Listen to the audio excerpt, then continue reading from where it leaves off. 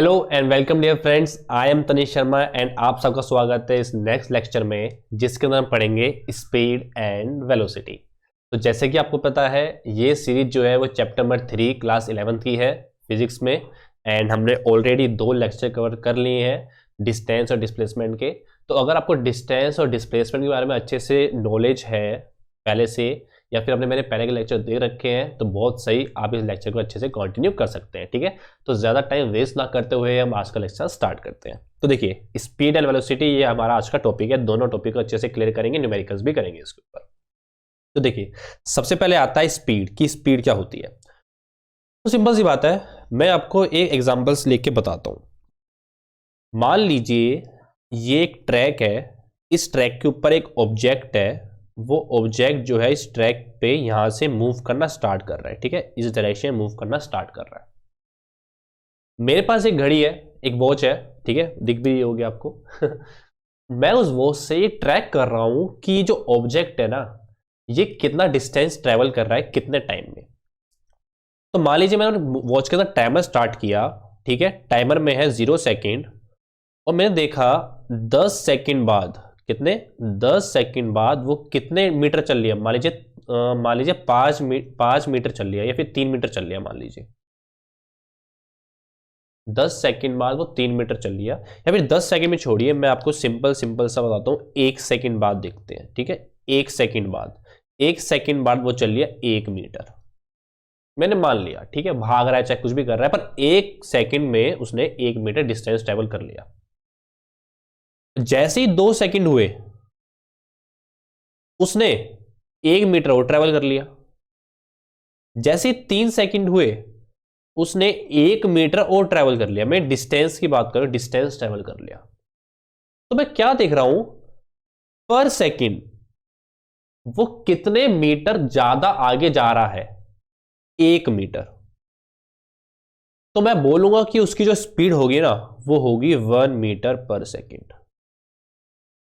इसको ऐसे लिखो या फिर ऐसे लिखो, 1 m s की पावर -1, दोनों का मतलब सेम है, 1 मीटर पर सेकंड, 1 मीटर पर सेकंड।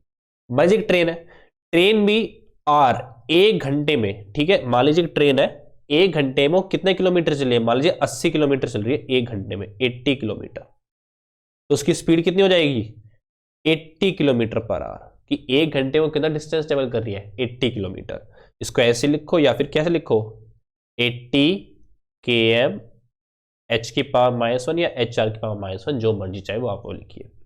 ठीक है, तो ये होती है स्पीड। तो 1 सेकंड में या फिर 1 घंटे में कितना डिस्टेंस ट्रेवल कर रहा है एक बंदा, उसे हम बोलेंगे उसकी स्पीड। तो उसकी डेफिनेशन क्या बोलेंगे हम, तो speed of an object is defined as the rate of change of position of the object with respect to time in any direction. ठीक है, क्या बोला मैंने, रेट ऑफ चेंज ऑफ, क्या बोला मैंने, rate of change of position, ठीक है, with respect to time. Rate of change का मतलब यह है, चेंज ऑफ पोजीशन मतलब क्या है, डिस्टेंस, कितना डिस्टेंस ट्रेवल कर लिया। रेट का मतलब क्या है, डिवाइड कर दीजिए किससे, टाइम से। ठीक है, तो डिस्टेंस अपॉन में टाइम, ठीक है, टाइम टेक करने, सिर्फ टाइम लिखिए, इसे हम क्या बोलेंगे, स्पीड बोलेंगे। ये आ गया आपका स्पीड का फॉर्मूला। ठीक है, स्पीड इक्वल टू, एक मिनट यहां कर लेते हैं, डिस्टेंस अपॉन में टाइम।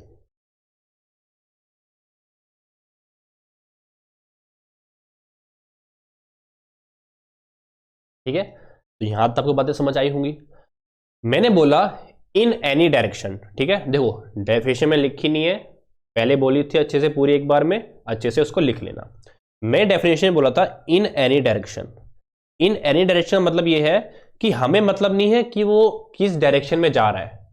ठीक है, हमें डायरेक्शन बताने की जरूरत नहीं है, क्योंकि स्पीड क्या होती है, एक स्केलर क्वांटिटी। वो क्या होती है, एक स्केलर क्वांटिटी।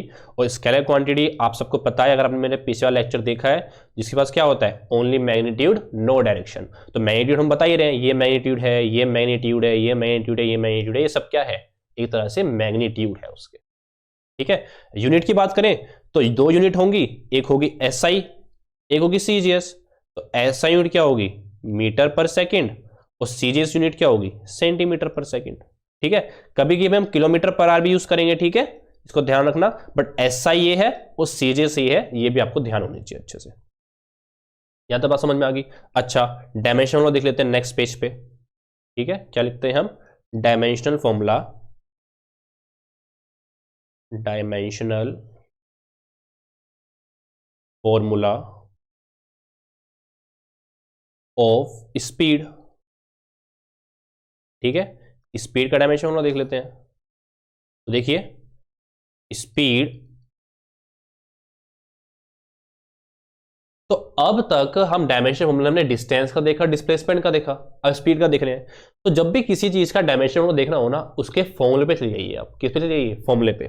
फॉर्मूला क्या है इसका, स्पीड इक्वल टू डिस्टेंस में टाइम। डिस्टेंस का डायमेंशन फॉर्मूला क्या होता है, एल, और टाइम का क्या होता है, टी। तो यहाँ पे क्या आ जाएगा, एल टी की पावर -1। तो ध्यान से देखिए, इसका डायमेंशन फॉर्मूला क्या आ गया, एल टी की पावर -1।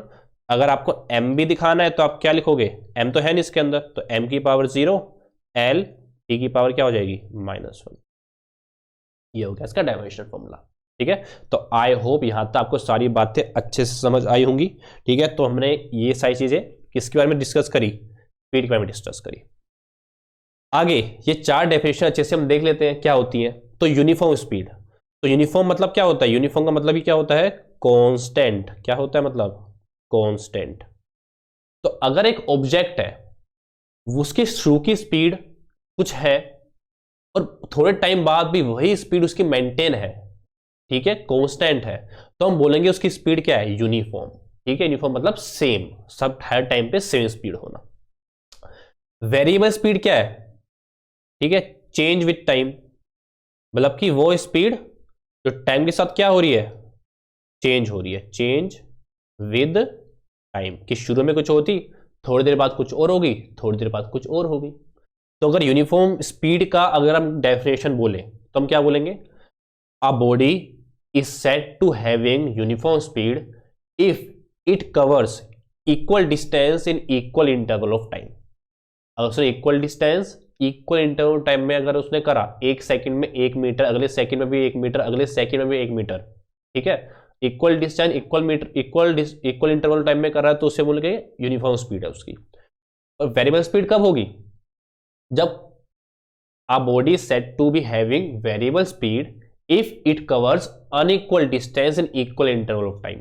कि शुरू में 1 सेकंड में उसने 1 मीटर चला, क्योंकि फिर उसके बाद के जो दूसरा सेकंड होगा, ठीक है, उसमें क्या करेगा वो 2 मीटर चल लेगा, फिर जो दोबारा 1 सेकंड होगा उसमें 1 मीटर चल लेगा, ऐसे डिफरेंट हर एक सेकंड में अलग अलग डिस्टेंस ट्रेवल कर रहा है, तो उसे हम बोलेंगे वेरिएबल स्पीड। बात समझ आ गई। अच्छा, एवरेज स्पीड क्या होगी, इसको हम बोलेंगे ऐसे, स्पीड एवरेज, ऐसे लिखेंगे हम, स्पीड एवरेज, ठीक है। इसका फॉर्मूला क्या होगा, टोटल डिस्टेंस डिवाइडेड बाई क्या हो जाएगा, टोटल टाइम टेकन। मतलब ये है कि मान लीजिए आप घर से लेके बाइक स्टार्ट हुए, आप रोड पे गए। अब रियल टाइम सिनेरियो में क्या होता है, यूनिफॉर्म स्पीड तो कभी होती नहीं है, कभी कोई आगे आ जाता है, कभी हमने टर्न लेना पड़ता है, कभी ब्रेक मारने पड़ता है, बहुत सारी चीजें होती हैं जिससे कि हमारी स्पीड जो है वो मेंटेन रहती है एक। तो उस केस में हम यूनिफॉर्म स्पीड तो बताएंगे नहीं, और स्पीड वेरिएबल हर टाइम वेरिएबल होती रहेगी। तो अगर आपसे कोई पूछे कि बताओ आप कितनी स्पीड से गए थे, तो आप क्या बोलोगे कि मैं पहले सेकंड इतनी स्पीड पे था, अगले थोड़े टाइम बाद स्पीड पे था, फिर स्पीड पे था, फिर टर्न आया इतनी स्पीड पाया, ऐसे तो बोलोगे नहीं। तो ऐसे केसेस में जब स्पीड बार बार चेंज होती रहती है ना, तो हम क्या डिफाइन करते हैं, एवरेज स्पीड।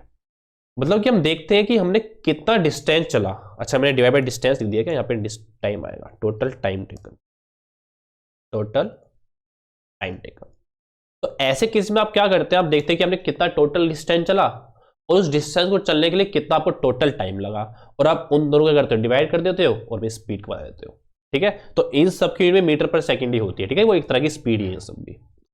इंस्टेंटेनियस स्पीड, ये आपके लिए कोई नई चीज है, ठीक है। आपने ऊपर वाली चीज का तो पहले भी पढ़ रखा होगा, uniform variable average 9th class में, बट इंस्टेंटेनियस ये आपके लिए एक नया वर्ड है। इंस्टेंटेनियस का मतलब ये है किसी एक पर्टिकुलर इंस्टेंट पे। तो the speed of a body at a particular instant of a time is known as its instantaneous speed at that time. मतलब क्या बाइक चला रहे हो, बाइक में आपका स्पीडोमीटर होता है जो स्पीड दिखाता है। तो अगर आपके पीछे कोई बंदा बैठा है और वो पूछे कि भाई बता, या फिर बोले कि बता कि कितनी स्पीड है अभी बाइक की, तो आप क्या करोगे, स्पीडोमीटर में देखोगे और बोलोगे 40 किलोमीटर पर आवर या 50 किलोमीटर पर आवर, ऐसा कुछ बोलोगे। तो जिस टाइम पर उसने आपसे पूछा और आपने वो स्पीड बताई, वो होगी उस टाइम की इंस्टेंटेनियस स्पीड, कि जिस टाइम पूछा है ना उस टाइम एग्जैक्ट स्पीड क्या थी। ठीक है, इसे बोलते हैं इंस्टेंटेनियस स्पीड। और इसका फॉर्मूला क्या होता है, ध्यान रखिए, इंस्टेंटेनियस स्पीड। ठीक है, अगर मैं स्पीड होगी तो इसका क्या फॉर्मूला होगा, इसका फॉर्मूला होगा dx बाय dt। क्या होगा, dx बाय dt। अच्छा, बुक में कैसे लिखो तो ध्यान से देखिएगा। एवरेज स्पीड को लिखते हैं डेल्टा x अपॉन में delta t। Change in distance या फिर चेंज इन पोजीशन को टोटल डिस्टेंस अपन में टोटल टाइम टेकन, ऐसे लिखते हैं इसे हम। ठीक है, ये क्या होती है, एवरेज होती है, स्पीड एवरेज, स्पीड एवरेज। ठीक है, बट स्पीड इंस्टेंटेनियस का फॉर्मूला होता है ये।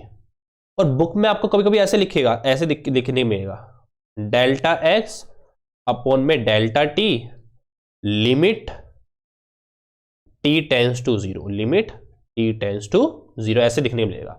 तो इन दोनों का मतलब सेम होता है। ठीक है, इन दोनों मतलब क्या है, सेम है। तो आपको ज्यादा टेंशन की जरूरत नहीं है, दोनों मतलब क्या है, इंस्टेंटेनियस स्पीड के ही फॉर्मूले है। और जो मेन फॉर्मूला आपका यूज आएगा वो क्या आएगा, dx बाई dt। अभी dx बाई dt क्या है, यहाँ पे x क्या है, x है डिस्टेंस ट्रेवल्ड या फिर पोजीशन बोल लो। ठीक है, x को क्या बोल लो आप, पोजीशन बोलो, कि ऑब्जेक्ट की पोजीशन है, और t क्या है, टाइम है, और d क्या है, डेरिवेटिव है।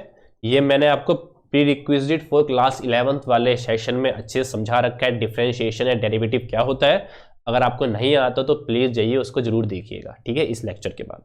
ठीक है, बाकी अभी के लिए इसको ध्यान रखिए, असली जो इसका यूज आएगा जब हम क्वेश्चन करेंगे मैं आपको तब बताऊंगा। अभी के लिए ध्यान रखिए कि इंस्टेंटेनियस स्पीड क्या होती है, dx by dt, derivative of position of the object with respect to time. ठीक है, तो आई होप जो बताया ये अच्छे से आपको समझ आया होगा।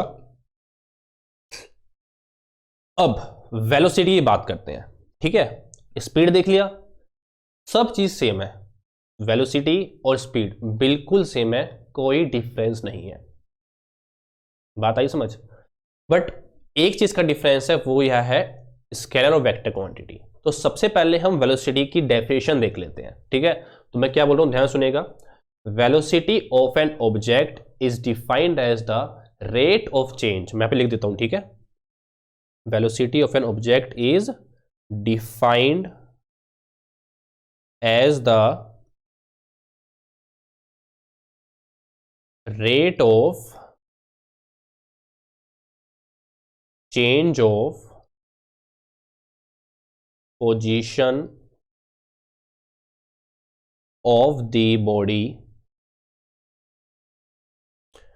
with respect to time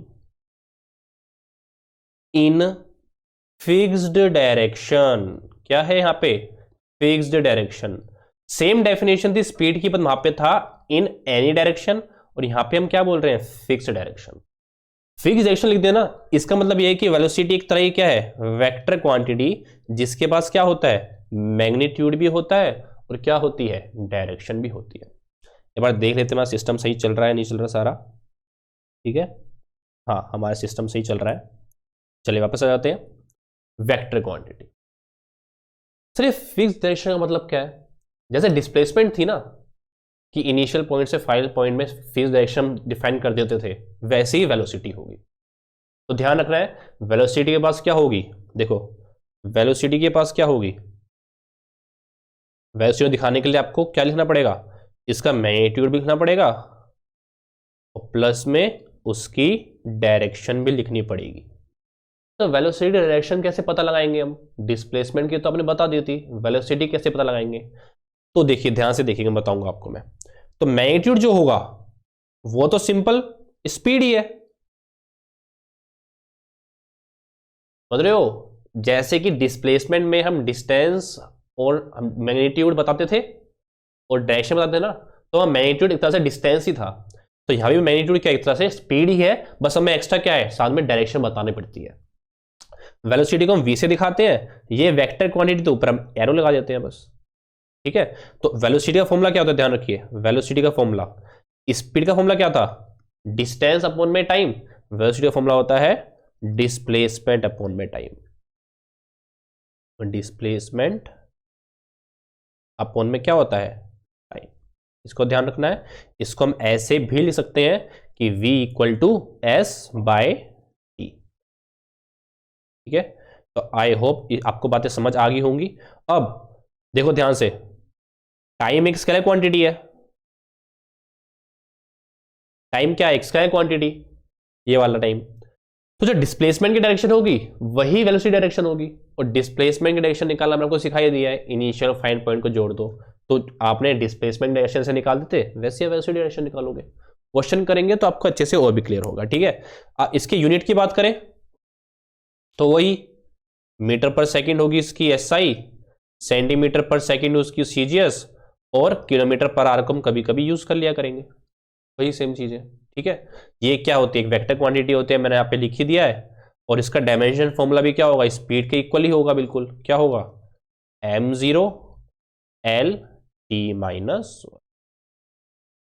तो आई होप आपको यहां तक सारी बातें अच्छे से समझ आ गई होंगी, ठीक है। आगे बढ़ते हैं, वही सेम चीज है, यूनिफॉर्म वेलोसिटी बताओ, ठीक है। If a body covers equal displacement in equal interval of time, then its velocity is said to be uniform velocity. If a body covers unequal displacement in equal interval of time, तो वो क्या होगी, variable velocity. Average velocity का formula क्या होगा, total displacement upon में क्या होगा, total time taken, ठीक है। और instantaneous speed velocity v instantaneous, इसका फॉर्मूला क्या होगा, ds बाई डी टी, क्या होगा, ds बाई डी टी। यहां लगा देते हैं वेक्टर, क्योंकि ये क्या होती है, वेक्टर क्वांटिटी होती है, और s क्या है, s है डिस्प्लेसमेंट, s क्या है यहाँ पे, डिस्प्लेसमेंट है, ठीक है। तो इसका यूज हम जब देखेंगे, जब न्यूमेरिकल्स करेंगे अच्छे से, हमको तब समझ आएगा, ठीक है। अभी के लिए इतना था। डेफिनेशन भी सबकी ईजी है, जैसे वैल्यू स्पीड की थी वैसी इन सबकी डेफिनेशन होगी, ठीक है। तो ज्यादा लोड नहीं लेना इसके अंदर। चलिए आगे बढ़ते हैं, आगे देखते हैं आगे क्या है, यूनिफॉर्म और यूनिफॉर्म मोशन। तो कोई मोशन है, मोशन मतलब क्या है कि कोई बॉडी मूव कर रही है, तो उसके मोशन को मैं यूनिफॉर्म मोशन कब बोलूंगा, उसके मोशन को मैं यूनिफॉर्म मोशन कब बोलूंगा, जब उसकी जो वेलोसिटी होगी या स्पीड होगी वो क्या होगी, हमेशा यूनिफॉर्म होगी। यूनिफॉर्म मोशन, यूनिफॉर्म स्पीड लिख देते हैं, ठीक है। उसकी स्पीड क्या होगी, यूनिफॉर्म होगी, ठीक है। या फिर हम बोले यूनिफॉर्म वेलोसिटी बोलनी चाहिए हमें, ठीक है, यूनिफॉर्म वेलोसिटी होगी उसके पास। दोनों बातें अलग है, ठीक है, क्योंकि यूनिफॉर्म स्पीड का मतलब क्या है कि मैग्नीट्यूड चेंज ना हो, और यूनिफॉर्म वेलोसिटी का मतलब क्या है कि उसकी डायरेक्शन भी चेंज ना हो, ठीक है। तो यूनिफॉर्म मोशन का असली मतलब होता है कि यूनिफॉर्म वेलोसिटी को ध्यान रखना है, वेलोसिटी क्या होनी चाहिए, यूनिफॉर्म होनी चाहिए। और नॉन यूनिफॉर्म मोशन में क्या होगा, नॉन यूनिफॉर्म मोशन, उसके अंदर क्या होगा, उसके अंदर जो वेलोसिटी होगी वो क्या होगी, वेरिएबल होगी, क्या होगी, वेरिएबल वेलोसिटी, ठीक है। तो यहां पे सिंपल से छोटे पॉइंट थे, मैंने आपको यहां बता दिए। अच्छा, क्वेश्चन पे आने से पहले एक बात और देखिए, इनिशियल और फाइनल पॉइंट का मतलब क्या है, इसको ध्यान रखिएगा। अब क्वेश्चन करेंगे अभी हम, ठीक है। क्वेश्चन में बोला होगा कि कार है, उसकी इनिशियल वेलोसिटी ये है, तो बताइए उसकी फाइनल वेलोसिटी कितनी होगी, और बाकी और भी इंफॉर्मेशन दे रखी होगी। तो इनिशियल वेलोसिटी का मतलब क्या है, आप बोलोगे सर कार है, इनिशियल शुरू में तो जीरो से स्टार्ट होगी ना, जब रुकी होगी, तो हर केस में हर चीज की वेलोसिटी जो है वो जीरो होनी चाहिए, इनिशियल स्पीड बोलो वेलोसिटी बोलो जीरो होनी चाहिए। बट मैं कहूंगा नहीं, इनिशियल और फाइनल वेलोसिटी या फिर कोई भी चीज डिपेंड करता है ऑब्जर्वेशन से, कि हमने ऑब्जर्वेशन कब से स्टार्ट किया है। तो अभी इनिशियल मतलब ये नहीं है कि कब से चलना स्टार्ट हुई है, नहीं, इनिशियल का मतलब ये है कि आपने ऑब्जर्व करना कब से स्टार्ट किया है, आपने ऑब्जर्व करना कब से स्टार्ट किया है, ये मेन पॉइंट है, ठीक है। जरूरी नहीं है कि कार चल के आ रही हो, वैसे चल रही हो और आपने उसके बाद ऑब्जर्वेशन अपना स्टार्ट किया हो तो कार की कोई कोई वेलोसिटी होगी इनिशियल, ठीक है, इसको ध्यान रखना है। तो बच्चे मुझसे कोई पूछते हैं, या फिर मैंने भी अपने टाइम पे अपने सर से पूछा था कि सर इनिशियल वेलोसिटी हमेशा तो 0 होनी चाहिए, पर आप कब जब से ऑब्जर्व करना स्टार्ट करते हो ना, वो पॉइंट होता है मेन आपका इनिशियल, ठीक है। तो यहां मैं पॉइंट क्लियर कर दिया मैंने। चलिए आगे बढ़ते हैं, ये क्वेश्चन है, क्वेश्चन देखते हैं। A car is moving along x axis, एक कार है वो एक्स एक्सिस के अलोंग मूव कर रही है, ये आपको दिखा रखा है मैंने, ठीक है, ये फिगर में दिखा रखा है, ये सारे पॉइंट दिखा रखे हैं, ठीक है। ऊपर डिस्टेंस दे रखा है, नीचे टाइम ले रखा है, किस टाइम पे कहां पर। As shown in the figure it moves from O to P in 18 second, ठीक है। ओ से पी पर गई 18 सेकेंड में, ठीक है, यहाँ पे 18 सेकेंड लिखा भी हुआ है, डिस्टेंस लिखा हुआ है 360 मीटर है। And return from P to Q, और फिर पी से क्यू पे आगे 6 सेकेंड में, ठीक है, मान लिया। What is the average velocity and average speed of the car in going from O to P, और सेकेंड में O to P and back to Q, ठीक है। तो फर्स्ट पॉइंट देखते हैं। फर्स्ट पॉइंट में हमारा इनिशियल पॉइंट जो है वो है हमारा ओ, और फाइनल पॉइंट है हमारा पी। हम पहले निकालते हैं एवरेज स्पीड। क्या निकालते हैं हम? Average speed.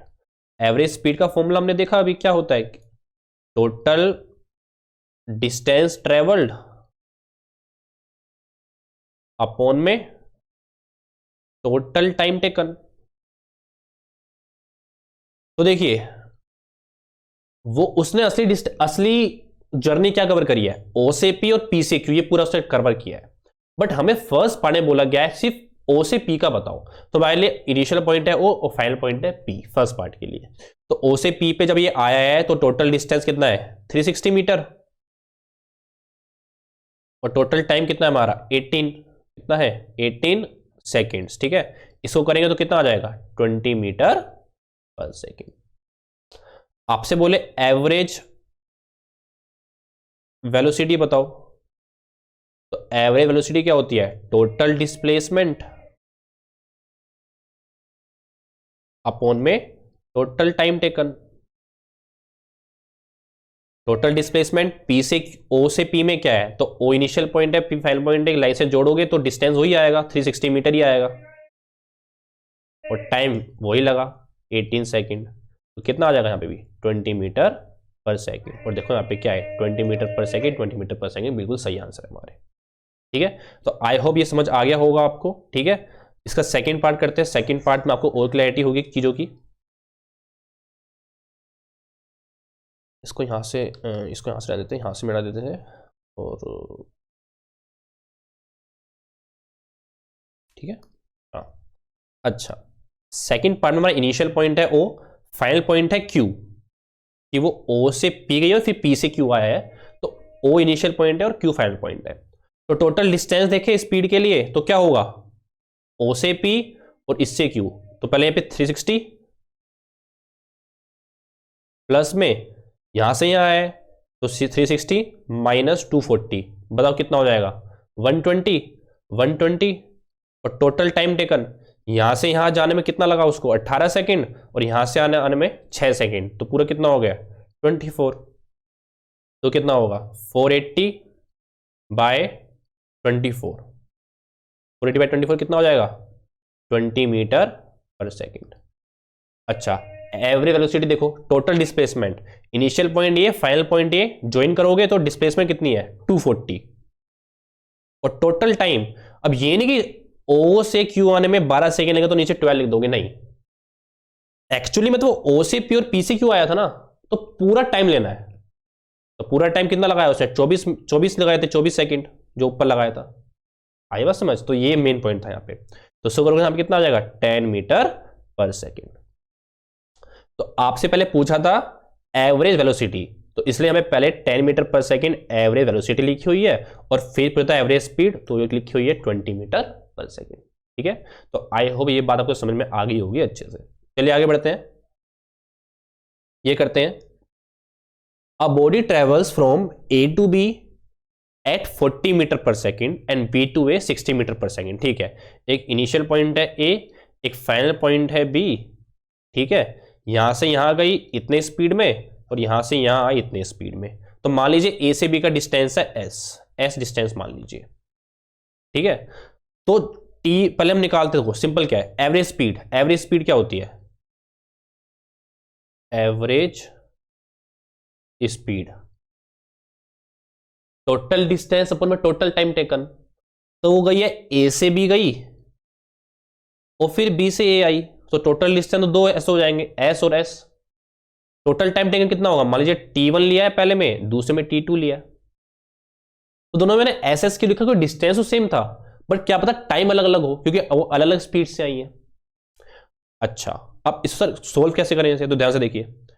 T1 क्या लिखोगे आप, T1 लिखोगे आप डिस्टेंस अपॉन में स्पीड 40,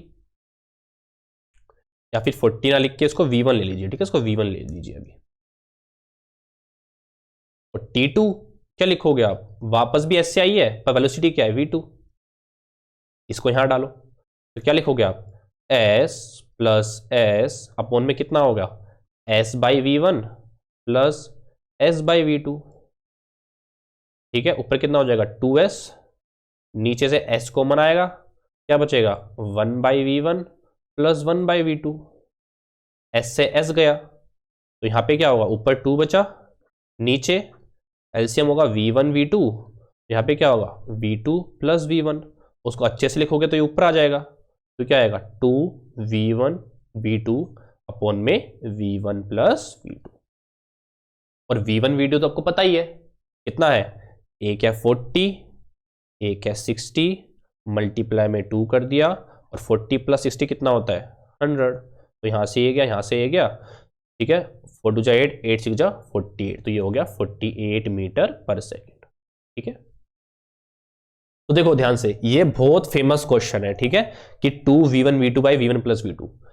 तो जब इक्वल डिस्टेंस हो, ठीक है, S और S, तो आपको ये वाला फॉर्मूला लगा के अपना आंसर कर देना है, डायरेक्ट भी आप कर सकते हो, ठीक है। तो अच्छे से मैंने आपको बता दिया है, इसको कर लेना।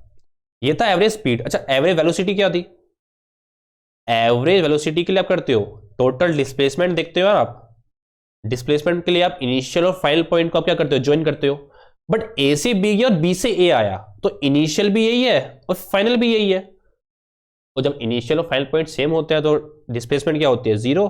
तो जीरो बाय टोटल टाइम कितना लिया है, कुछ भी लिया हो, पर अगर डिस्प्लेसमेंट जीरो है तो वेलोसिटी भी क्या होगी, जीरो हो जाएगी, तो सिंपल यहाँ पे जीरो जीरो। तो आई होप ये आपको क्वेश्चन चाहिए समझ आ गया होगा। चलिए और क्वेश्चन देखते हैं, क्या लिखा है, ऑन ए 60 किलोमीटर ट्रैक, एक ट्रैक 60 किलोमीटर का, अच्छा बना लेते हैं अपने फिगर में, 60 किलोमीटर का ट्रैक है, ठीक है। ट्रेन ने पहले 30 किलोमीटर, ठीक है, पहले 30 किलोमीटर ट्रेवल किए 30 किलोमीटर पर आवर की स्पीड से,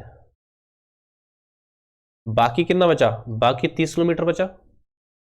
how fast must a train travel the next 30 kilometre so that the average speed इतनी आ जाए। अच्छा, तो देखिए एस एवरेज या फिर वी लिखे वी एवरेज, ये आपको दे रखी है, वी एवरेज आपकी कितनी आनी चाहिए, वी एवरेज आनी चाहिए आपकी 40 किलोमीटर पर आवर।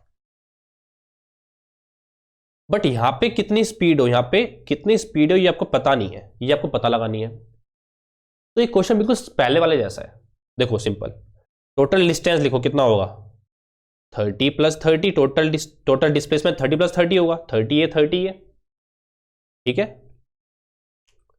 अच्छा, टोटल टाइम कितना होगा, तो इसका टाइम कैसे निकालोगे, देखो अब इसका टाइम कैसे निकालोगे, इसका डिस्टेंस अपॉन में इसकी वेलोसिटी प्लस में इसका डिस्टेंस और इसकी वेलोसिटी तो पता नहीं, इसका v लिख लो, ठीक है।